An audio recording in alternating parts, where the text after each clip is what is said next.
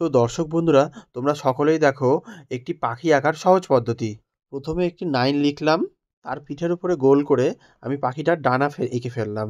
উপরের গোলটি মাথা হয়ে গেল, আর তাতে চোখ এঁকে ফেললাম, সাথে ঠোঁটও। আর নিচের দিকে যে জায়গাটি আছে সেখানে আমি পাখনা আঁকলাম। একটি ছোট গাছের ডাল আঁকলাম, যার উপর পাখিটি বসে আছে। আর পাখিটির ডানাতে কয়েকটা দাগ দাগ দিয়ে ফেললাম। পাখিটা কমপ্লিট হয়ে গেল।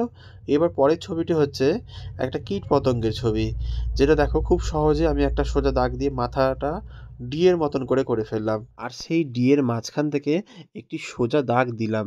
সেই দাগটি আবার গোল করে দুই সাইডে জয়েন্ট হয়ে গেল।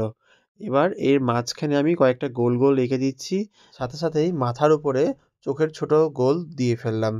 এবার আমাদের পরের ছবিটি হচ্ছে একটা মোরগের।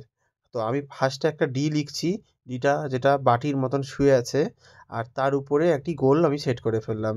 পিছন দিকে আমি পাখনার যেটা দেখানোর জন্য এরকম একা বেঁকা দাগ দিলাম, আর গলাতে দুটো দাগ দিয়ে চোখ এঁকে আমি সামনের একটা ঠোঁট এঁকে দিলাম এম এর মতন করে।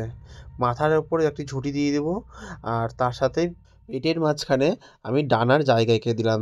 নিচের দিকে লম্বা লম্বা দাগ টেনে পা দুটো আঁকা হলো। দর্শক বন্ধুরা, ছবিগুলো কেমন হলো আমাকে অবশ্যই কমেন্ট করে জানাও। দেখা হচ্ছে তোমাদের সাথে পরের ভিডিওতে।